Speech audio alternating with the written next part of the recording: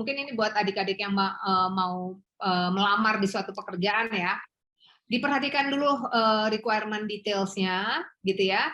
Kalau dari requirement details itu ada 5 gitu dan adik-adik ini memiliki 3, 4, ya dilamar saja.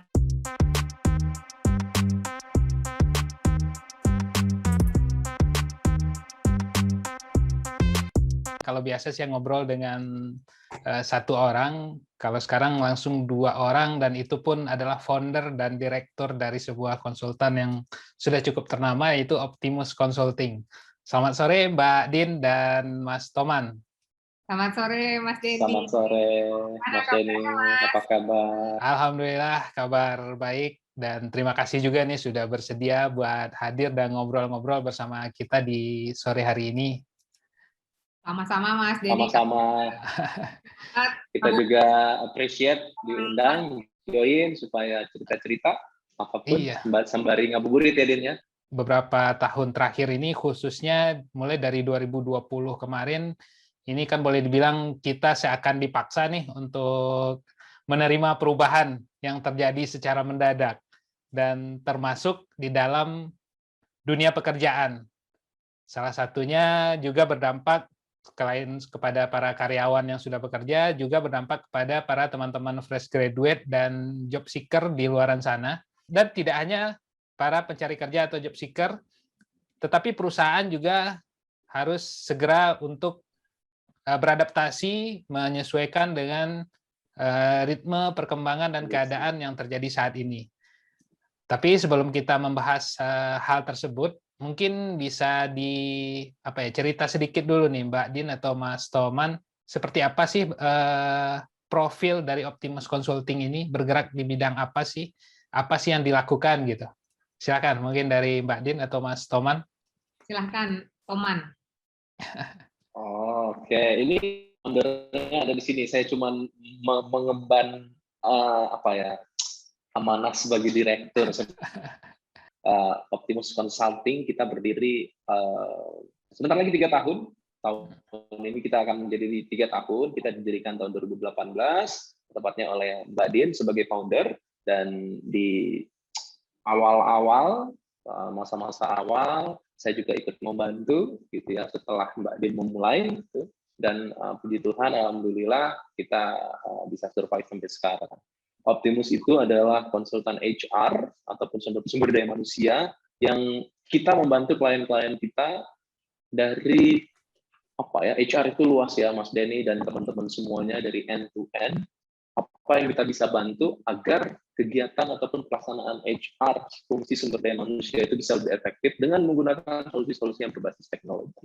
Mulai dari ketika karyawan direkrut, terus bagaimana dengan training, pengembangan mereka ke depan, engagement kita dengan karyawan, di mana meretain, segala macam, sampai dengan mereka offboarding ataupun pensiun. Jadi all the cycle kita bantu dengan solusi-solusi yang berbasis teknologi. Mungkin itu secara ringkasnya. Jadi mungkin kalau dari Din mau menambahkan, silakan.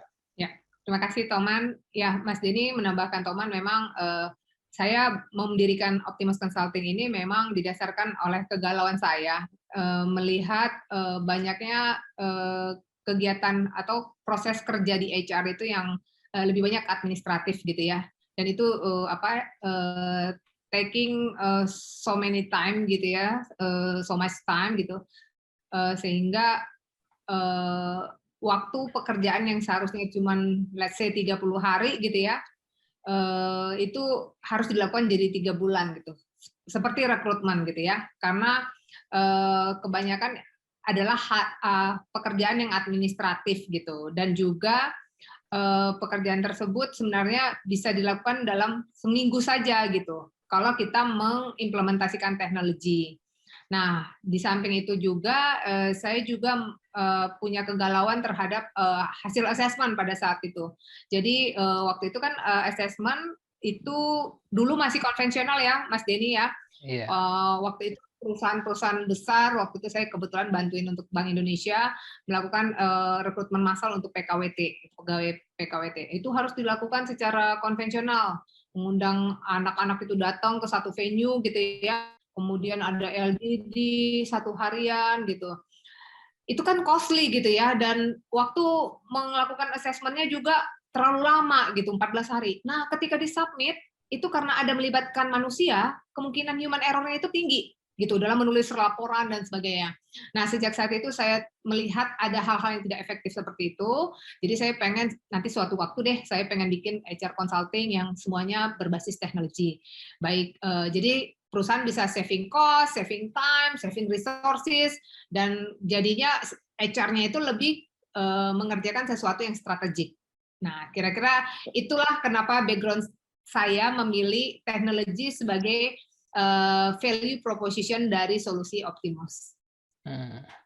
Ya cukup menarik. Jadi kalau boleh dibilang Optimus Consulting ini memaintain mulai dari sebuah perusahaan menerima seorang karyawan sampai akhirnya nanti di akhirnya perusahaan harus melepaskan lagi karyawan itu, seperti itu, Mbak ya.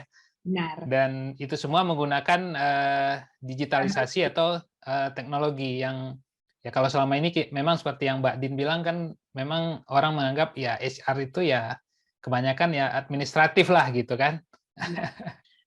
Kadang ada pemahaman yang salah terhadap transformasi digital gitu ya, bahwa transformasi digital itu semuanya pakai sistem atau pakai komputer yang bagus gitu ya misalnya gitu ya. Tapi at the end karyawannya itu mengerjakannya menggunakan Excel gitu. Jadi ada yang pengertian yang salah somehow di karyawan yang terhadap adopsi teknologi. Nah, kebetulan kami kan anak-anak di tim kami itu milenial, Mas, gitu. Jadi somehow kami itu membantu perusahaan juga dengan lingkungan kami yang milenial gitu. Kami juga memberikan benefit juga ke klien kami untuk menjadi partner di mana kami itu bisa menginfluence mereka dalam teknologi adoption-nya gitu. Jadi kami sebagai resources-nya juga, sebagai tim juga ada part of influencing terhadap karyawan di klien kami biasanya. Karena bekerja dengan millennials akan berbeda dengan bekerja dengan tim yang multiple generation gitu misalnya. Iya. Ini kan soalnya homogen gini, milenial semua gitu. Saya tambahkan sedikit, mungkin tadi katanya Din influence ya, saya tambahkan juga sekaligus pengalaman kami katalisator. Jadi kadang perusahaan itu dia sudah punya planning, roadmap, dia memang sudah harusnya transform segala macam, but again it's not easy to change the culture of the people. Dari atas segala macam itu belum tentu gampang diteruskan ke bawah. Nah, gimana memanage ini semua, manajemen change-nya, change manajemennya, di situ kita juga membantu sebagai katalisator mempercepat semua proses ini bisa sesuai dengan yang diharapkan oleh level pimpinan, gitu, Mas Denny. Iya. Dan saya tertarik membahas ini juga di saat pandemi ini kan ya boleh dibilang seperti yang sudah kita obrolin di awal, banyak hal-hal yang berubah secara drastis dan tiba-tiba, termasuk juga tentang skill yang dibutuhkan di dunia kerja. Jadi mungkin untuk info berdasarkan pengalaman nih dari Optimus selama ini dengan entah itu melalui riset atau melalui pendampingan kepada klien, itu bagi para fresh graduate atau teman-teman yang sekarang statusnya sebagai job seeker, ketika kondisi saat ini, skill-skill apa sih yang sebenarnya harus mereka persiapkan untuk supaya bisa survive dan menghadapi memenangkan kompetisi di dunia kerja saat ini, Mas Toman atau Mbak Din? Oke, mungkin saya dulu. Mungkin kalau pertanyaannya Mas Denny, skill apa yang dengan the latest condition ya, kondisi saat ini, agar teman-teman mungkin terutama fresh graduate bisa survive, mereka harus dibekali dengan apanya, gitu ya.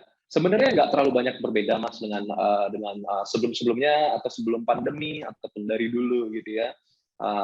Generasi X atau milenial atau segala macam, sebenarnya basicnya skillnya itu sama. Apalagi yang menyangkut terkait dengan soft skill gitu ya, itu basic sebenarnya, namanya communication skill, yang namanya curiosity, yang namanya melek terhadap apa yang kekinian. Nah, curiosity, keingintahuan, networking itu kan part itu semua relate. Nah, hal yang seperti itu yang menurut saya perlu juga tetap relevan untuk dimiliki oleh teman-teman milenial. Kalau misalnya kita mau lebih spesifik untuk kondisi sekarang, apalagi relate dengan pandemi, dia harus, kalau menurut saya pribadi, nanti mungkin dia bisa menambahkan, communication itu sangat penting. Gimana dia bisa mengkomunikasikan secara proper, secara sistematis, karena itu relate dengan kecerdasan juga sebenarnya. Gimana dia bisa berbicara atau menyampaikan dalam bentuk tulisan, itu sangat penting. Ketika dia nanti meng-apply, atau ketika nanti dia misalnya sudah keterima, itu sangat berperan penting. Yang kedua adalah agility tadi, learning agility. Learning agility itu agar bisa, learning agility itu Mas Denny dan teman-teman adalah curiosity atau kemauan, willingness untuk adapt. Tidak hanya sekedar adapt, tapi learn. Aware bahwa oke, saya harus kreatif, saya harus mencari tahu apa nih kira-kira yang bisa membantu kerjaan saya lebih efektif. Nah, saya harus willing atau saya harus mau aware untuk hal tersebut, punya curiosity, saya mau untuk meng-apply itu. Nah, itu sangat penting sekarang. Mau di bidang apapun, misalnya kita kerja di bidang consulting, seperti kita di SDM, saya juga sendiri saya expert, professional background saya jauh sekali bidangnya, tapi karena saya punya mentor yang baik, gitu ya, yang oke, dalam hal ini Dean membimbing saya untuk dunia HR. Nah, saya belajar banyak, saya juga punya curiosity yang menurut saya not bad, gitu ya. Ya, akhirnya saya bisa. Nah, jadi teman-teman lain juga, misalnya ada fresh graduate, jurusan bidang IT, gitu ya. IT, apakah hanya itu saja kesempatan dia untuk berkarir atau berkarya ke depan? Sebenarnya banyak. Gitu. Jadi tergantung apa yang dia explore segala macam. Nah, itu sangat.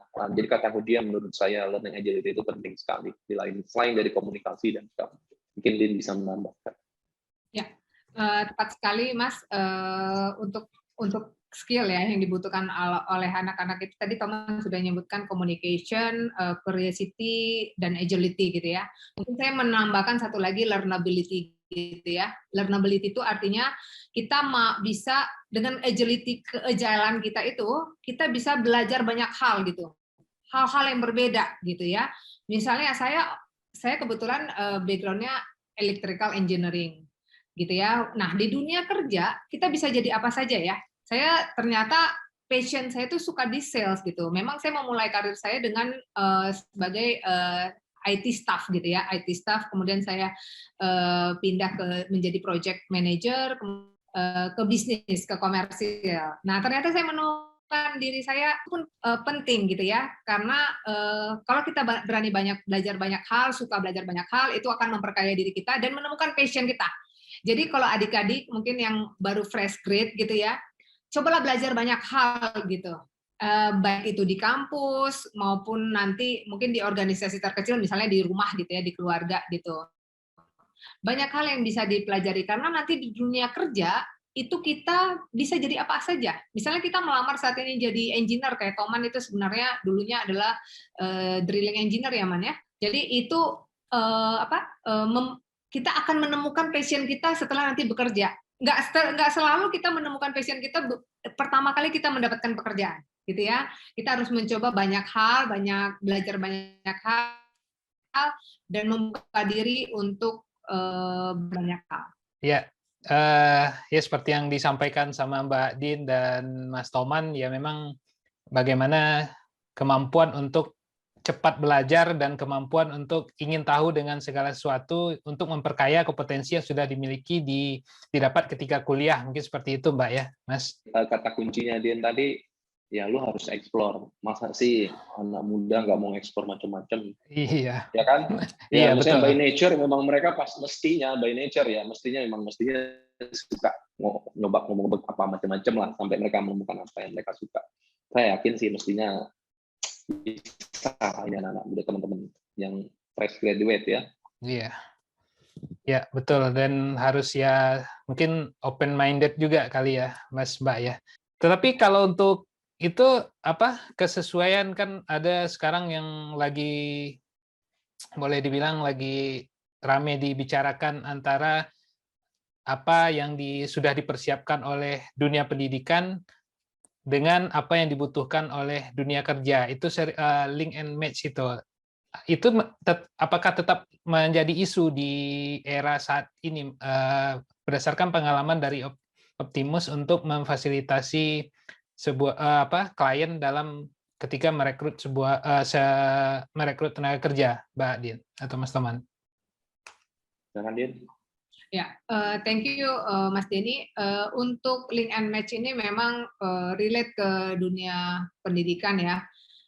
Kalau untuk posisi-posisi yang general gitu ya, marketing, sales, nggak spesifik gitu, misalnya finance, IT gitu ya, memang itu most likely memang jarang kita yang match dengan background pendidikan gitu ya. Tapi kalau memang untuk posisi-posisi dengan skill tertentu yang technical skill-nya sudah pasti gitu ya, seperti IT talent gitu ya, dan finance misalnya. Nah, ataupun yang kerja di lab gitu ya, misalnya ya, posisi-posisi yang scientist lah ya, scientist gitu ya. Saya rasa memang kalau ngomongin link and match-nya itu memang jarang ada yang match gitu untuk posisi tertentu. Tapi memang untuk posisi yang tadi itu software masih match ya dengan background pendidikan dan juga posisi yang dituju gitu. Nah, kalau ngomongin mengenai IT talent gitu ya, memang kalau kita ngomongin mencari IT talent yang benar-benar dari programming gitu, IT information technology background gitu ya, ya pasti nggak ada. Maksudnya shortage gitu kan, ini kan talentnya shortage. Nah, jadi memang dicari yang serumpun gitu, yang serumpun dengan yang sesuai dengan aplikasi apa yang dibutuhkan oleh aplikasi ini untuk bisa di-develop. Nah, biasanya untuk IT talent itu yang match itu adalah STEM ya, science, technology, engineering dan mathematics gitu. Jadi statistik, teknologi, engineering dan mathematics. Nah, itu yang satu rumpun yang bisa masuk ke IT talent gitu. Jadi selain itu posisi-posisi yang umum yang tadi saya ulang lagi, marketing, misalnya posisi manajemen training, kasir, teller gitu misalnya, yaitu biasanya lintas background edukasi terus HR ya, termasuk HR. Jadi kalau memang untuk yang permintaan-permintaan yang spesifik itu memang harus mengacu ke jurusan yang sesuai dengan background pendidikannya. Tapi kalau untuk yang umum, jadi teman-teman yang untuk posisi-posisi yang umum seperti yang disebut Mbak Din tadi, jadi teman-teman fresh graduate atau para job seeker juga jangan berkecil hati, jangan patah semangat dulu. Yang penting coba dan tunjukkan bagaimana skill dan kompetensi yang kita miliki supaya dapat ikut bersaing di situ kali. Ketika saat ini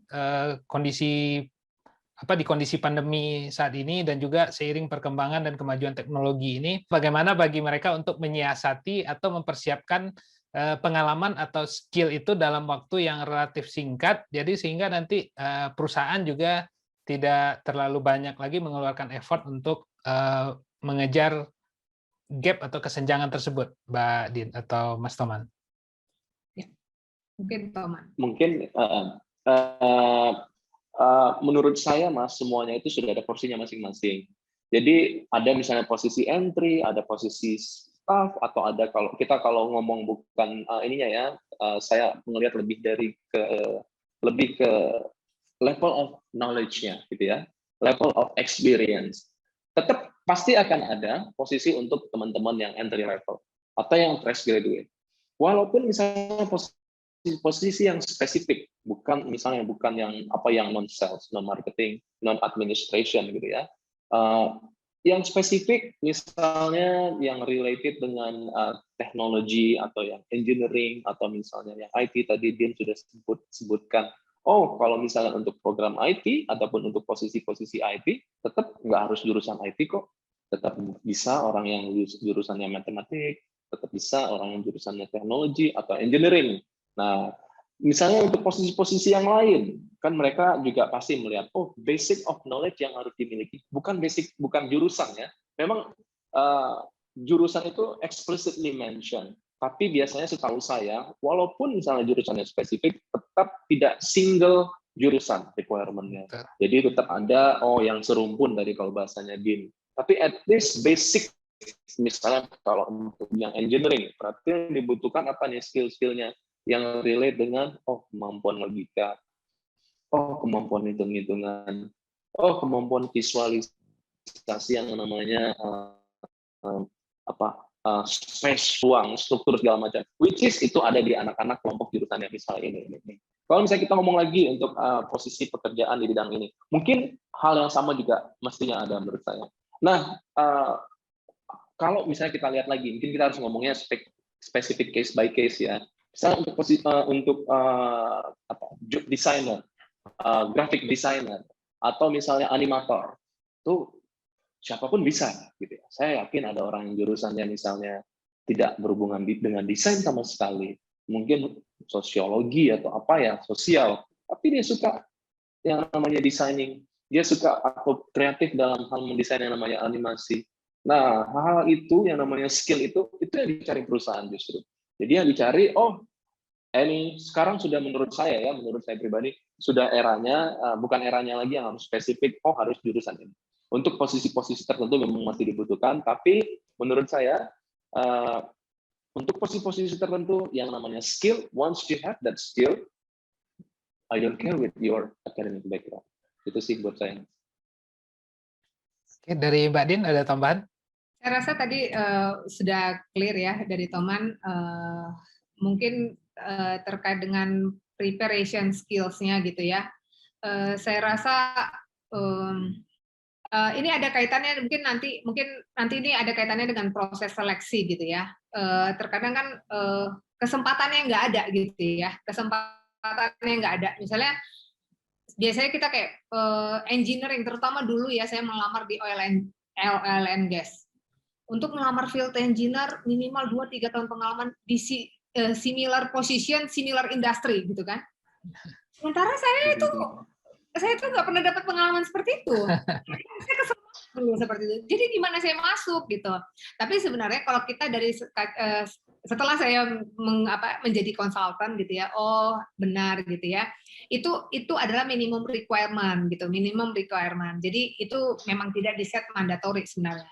Jadi buat kita ya yang dinilai, mungkin ini buat adik-adik yang mau melamar di suatu pekerjaan ya, diperhatikan dulu requirement details-nya gitu ya. Kalau dari requirement details itu ada 5 gitu dan adik-adik ini memiliki 3-4, ya dilamar saja gitu ya. Karena at the end dari sisi perusahaan itu memang pengennya nyari yang Superman. Jadi semuanya memenuhi gitu. Tapi at the end Superman itu tidak ada yang nge-apply gitu ya. Superman itu dicari gitu ya, saya gitu ya. Jadi menurut saya dicoba saja, either itu requirement-nya sangat tinggi, dicoba saja kalau adik-adik merasa capable di sana gitu ya. Nah, terkait dengan proses ini, selain adik-adik mungkin mencoba peruntungan gitu ya, karena kesempatan yang nggak ada, mencoba peruntungan karena kualifikasi itu tidak ada di adik-adik, mungkin ditarik lebih mundur lagi nih dari proses belajarnya gitu. Jadi ketika kuliah itu jangan hanya belajar aja gitu. Jadi dosen datang belajar, tapi tetap juga dilatih kayak organisasinya gitu ya. Aktif berorganisasi. Kenapa perusahaan tuh suka menanyakan organisasi apa, organization history atau pengalaman organizational experience gitu ya. Itu karena mau dilihat adalah secara leadership-nya seperti apa ya.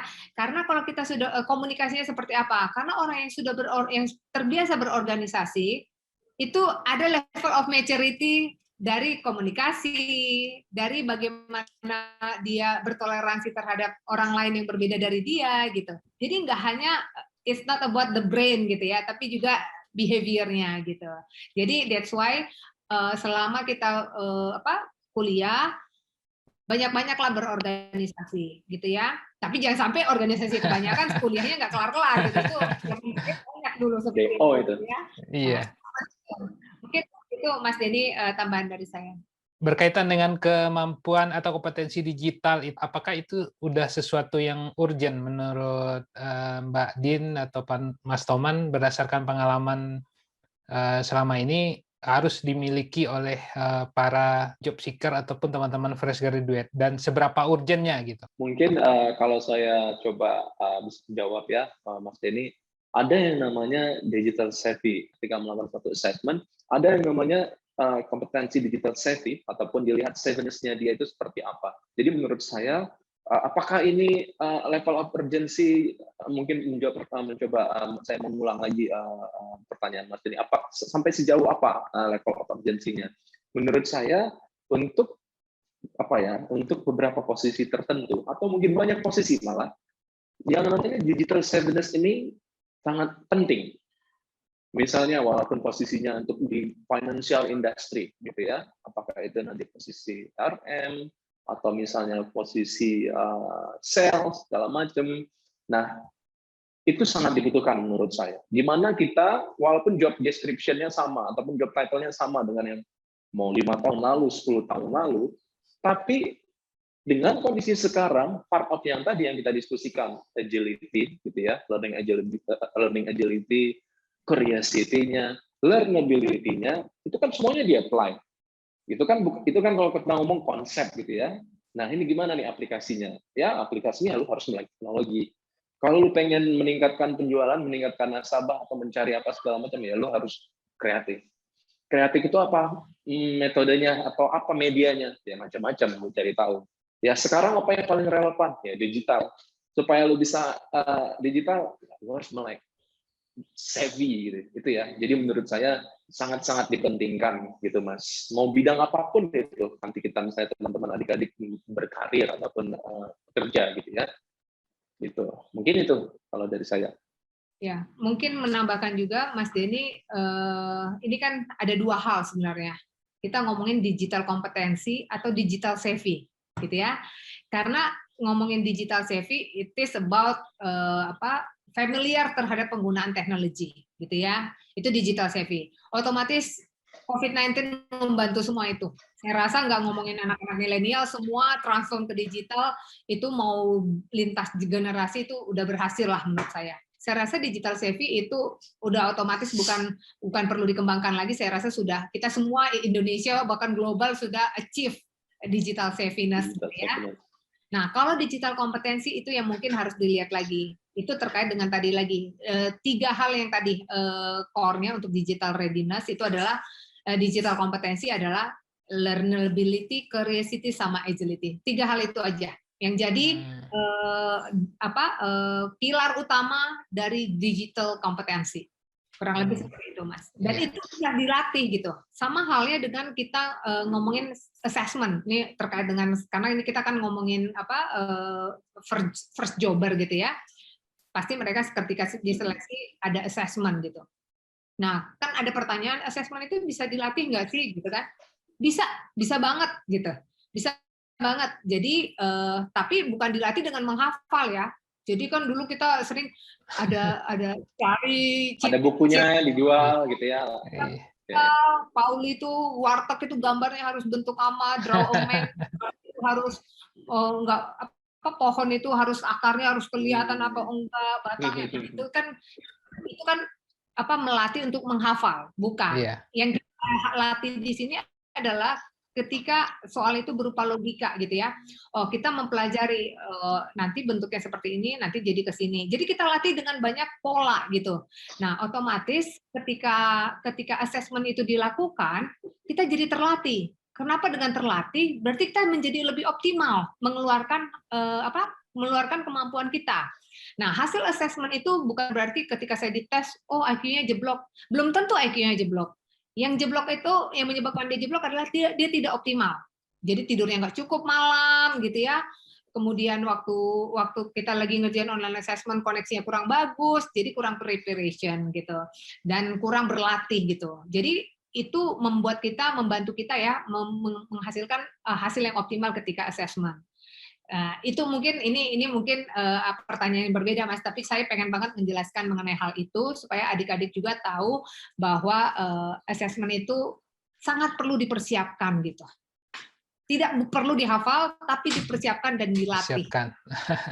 Oke, itu kan tadi kita berbicara bagaimana dari sisi job seeker, dari para pencari kerja, dari para teman-teman fresh graduate untuk mempersiapkan diri, terkhususnya mengenai kompetensi digital. Kalau dari sisi perusahaan sendiri, seperti apa menurut pendapat Mbak Din atau Mas Toman nih memandang perkembangan kemajuan digital saat ini? Apa-apa aja sih yang perusahaan harus lebih aware gitu? Mungkin saya bantu jawab yang ini dulu. Nah, dari segi perusahaan gitu ya, itu tergantung visi perusahaannya mau kemana. Jadi nggak semua perusahaan yang memang pengen ke arah digital, nggak gitu kan. Ada perusahaan memang memang di manage secara konvensional gitu. Bisa saja gitu. Jadi tergantung ini perusahaan industrinya apa dan visinya mau kemana gitu. Jadi terkait dengan digital readiness tadi, digital kompetensi tadi, yang pasti setiap perusahaan pun berbeda-beda pengertian dari digital kompetensinya. Ada perusahaan yang sudah settle, artinya digital kompetensinya nggak melulu soal digital savvy, ya kan? Ada perusahaan yang memang udah settle dan dia mungkin perusahaan teknologi gitu ya, yang pasti yang masuk situ ya udah pasti digital savvy gitu. Nah, digital kompetensinya itu mungkin akan berbeda-beda lagi pengertiannya gitu. Tapi kembali lagi mungkin dari saya core-nya selalu yang 3 tadi, learnability, curiosity, dan agility. Karena itu akan berimpact ke semua kompetensinya. Kalau udah punya 3 itu, mau seperti apapun kompetensinya, yakin itu pasti bisa di-achieve gitu. Bisa didapatkan kompetensinya. Benar banget, Mbak. Karena tadi itu kami datang ke perusahaan ataupun ke klien dengan dengan value proposition yang kami bawa itu adalah solusi yang berbasis teknologi. Nah, pengalaman kami akan sangat mudah, akan sangat membantu bagi kami untuk berdiskusi gitu ya. Jika dari atas itu, jika dari C-level ataupun dari top manajemennya perusahaan itu sudah punya visi ke sana. Kalau memang itu sudah diatur atau sudah menjadi arahan dari atas, itu akan pasti dengan gampang atau dengan lancar itu ke semua departemen itu harus comply. Otomatis kalau dengan Optimus kami relate-nya dengan departemen sumber daya manusia ataupun dengan HR gitu ya. Nah, apalagi kalau misalnya dari visinya itu digital, ada kata-kata digital segala macam. Nah, di situ kami masuk dengan solusi-solusi yang yang berbasis digital.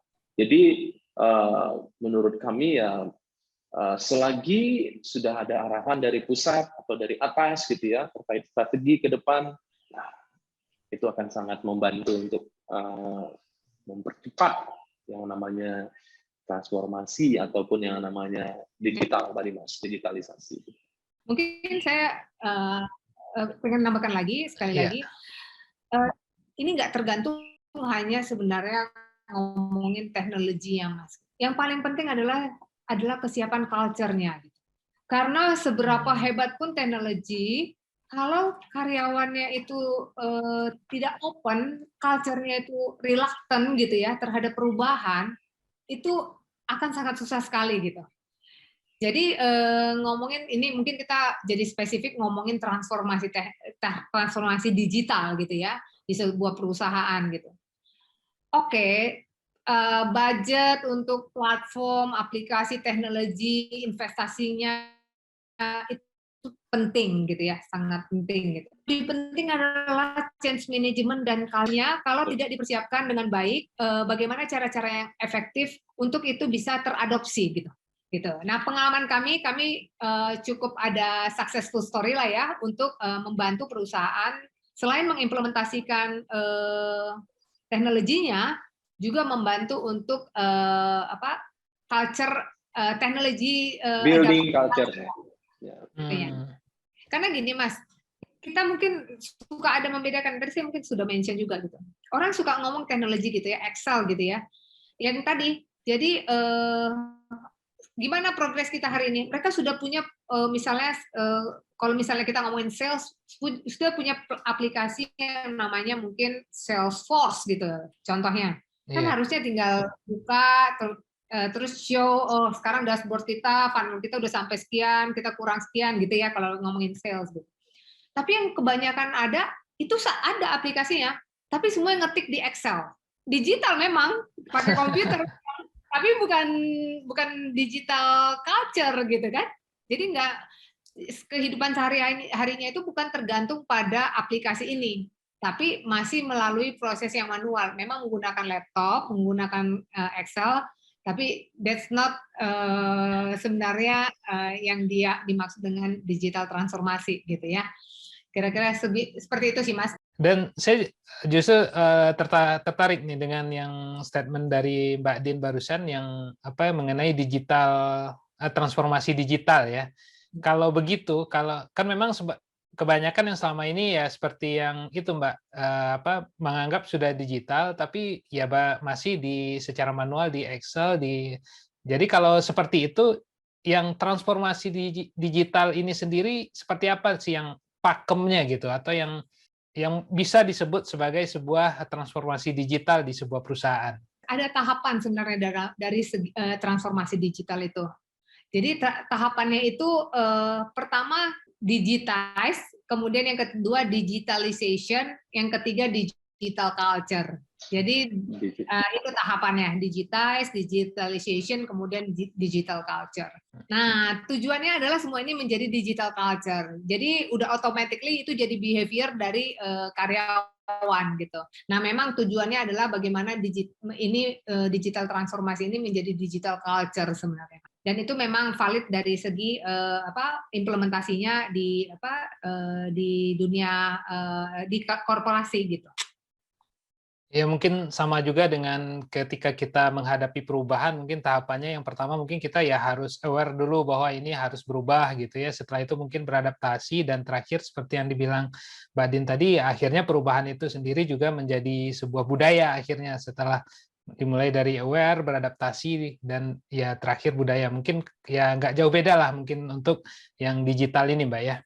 Melanjutkan hal yang tadi, ketika dibutuhkannya skill-skill baru, ada tips atau ada pengalaman nggak dari Mbak Din atau Mas Toman selama ini bagaimana sebuah perusahaan bisa mengidentifikasi ini talent ini siap nggak kira-kira dengan skill yang dibutuhkan di dunia kerja saat ini gitu? Oke, jadi kalau mungkin saya coba ulangi lagi, itu sangat bisa dilakukan, Mas. How to identify misalnya talent-talent ataupun resources yang mana yang mumpuni kalau bahasa awamnya gitu ya, Mas. Yeah. Nah, itu peranan assessment sangat penting. Yang namanya identifikasi itu sama kayak misalnya kita kalau kayak berobat gitu, Mas. Proses untuk mengidentifikasi itu namanya mengassess. Nah, apa-apa saja alat untuk mengassess, assessment tool namanya. Terkait dengan identifying talents gitu ya. Ada dua hal yang bisa, tadi Toman udah menjelaskan, yang pasti assessment, tadi toolsnya banyak gitu ya. Nah, tergantung ini kita mau identifying talentnya ketika hiring atau sudah di dalam gitu, eksternal ataupun internal gitu ya. Nah, memang yang cara-cara mungkin kami ngomongin secara praktikal ya. Secara praktikal memang perusahaan melakukannya dengan menggunakan assessment. Melihat experience kita lihat di CV-nya. Knowledge juga ada di CV gitu ya. Dari sertifikasi, dari background pendidikan dan sebagainya. Nah, kalau ngomongin personality sama ability personality atau potensi dan kompetensi, itu yang tidak bisa dilihat kasat mata gitu.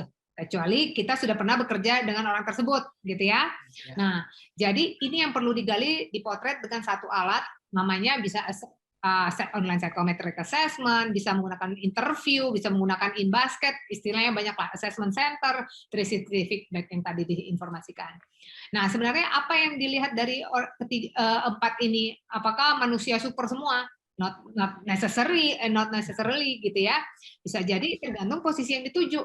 Karena kan kita itu sebenarnya kalau kita kita melamar pekerjaan itu kan perusahaan nggak mencari orang yang paling hebat. Orang adalah mencari perusahaan melihat orang yang paling cocok untuk posisi tersebut. Oke, cukup menarik dan banyak insight-insight baru yang kita dapatkan dari perbincangan dengan Mbak Din dan Mas Toman nih. Masih banyak yang pengen kita gali, tapi karena keterbatasan waktu, saya akan mintakan nih. Ya, Mas, ya? Iya, saya akan mintakan nih closing statement dari Mbak Din ataupun Mas Toman. Silakan dari Mas Toman atau Mbak Din duluan. Toman, silakan. Boleh, saya dulu juga nggak apa-apa. Nah, kalau dari saya, tips saya untuk teman-teman fresh graduate atau yang teman-teman yang masih baru meniti karir, baru lulus, dihadapkan dengan kondisi pandemi seperti ini, kalau saya orangnya tetap apa ya? Saya berharap teman-teman tetap optimis. Ada hal-hal yang dalam kondisi apapun, ada hal yang bisa kita kontrol, ada hal yang kita tidak bisa kontrol. Fokuslah pada hal-hal yang kamu ataupun kita semua bisa kontrol.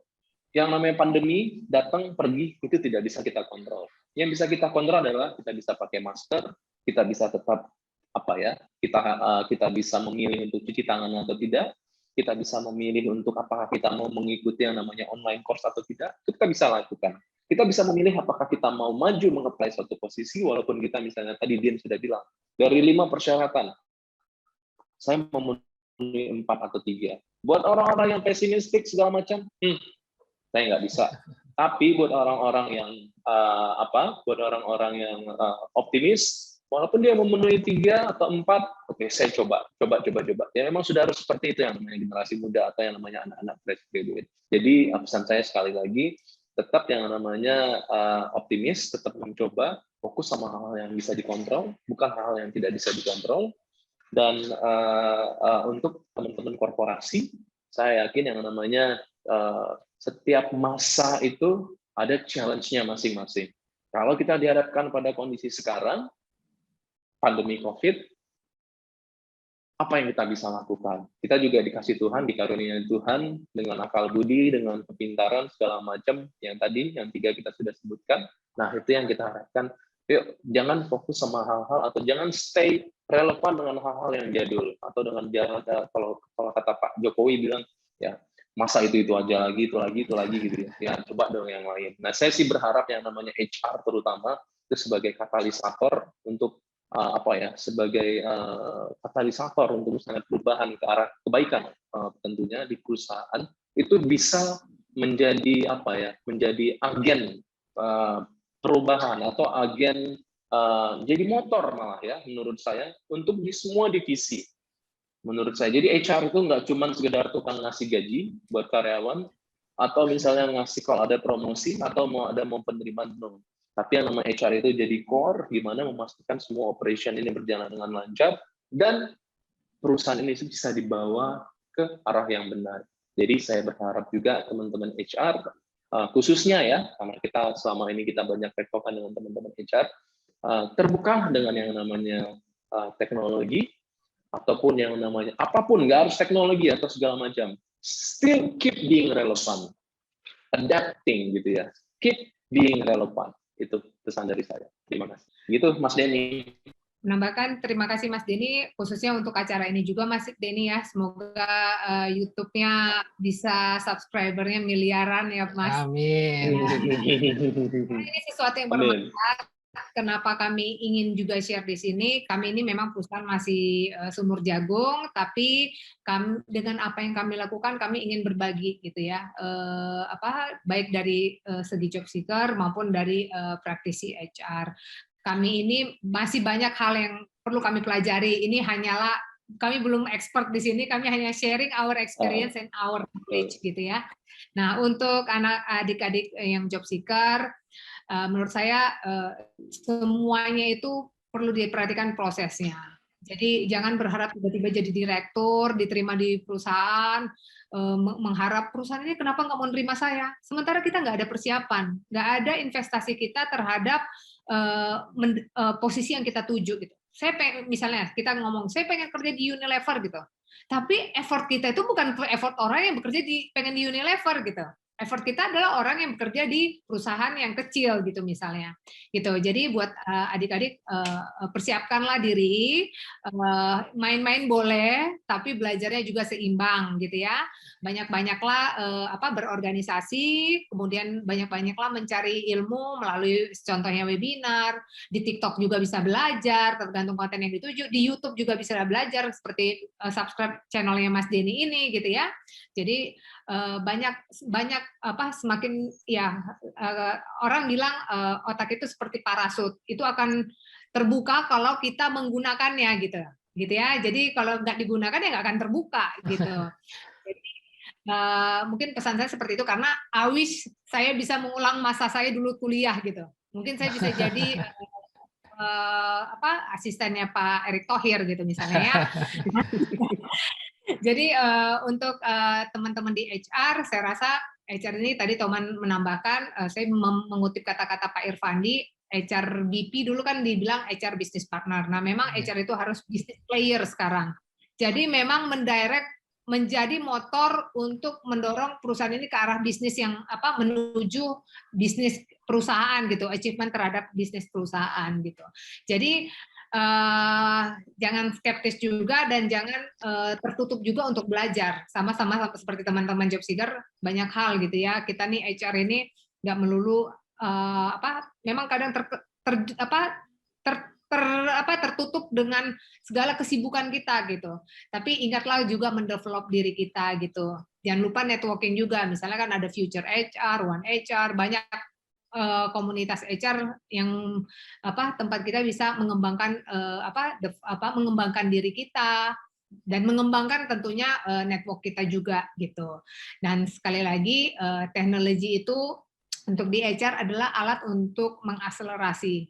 Tapi yang namanya HR, people talk to people gitu. Jadi human touch-nya itu memang tetap perlu ada gitu. Jadi mungkin dari kami seperti itu.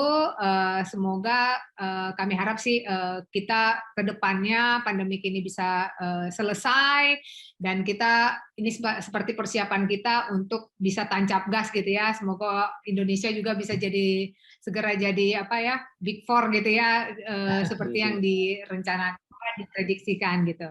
Saya rasa seperti itu Mas Denny. Sekali lagi dari atas nama Optimus Consulting kami berterima kasih sekali diundang acara ini. Semoga apa yang kami sampaikan bermanfaat buat para audiens yang mendengarkan YouTube channelnya Mas Denny. Dan sukses juga untuk Mas Denny ya. Oke, terima kasih Mbak Din dan Mas Toman. Sukses selalu untuk Optimus Consulting dan selalu bisa menjadi solusi bagi dunia HR di Indonesia khususnya dan di tingkat global pada umumnya. Amin. Amin.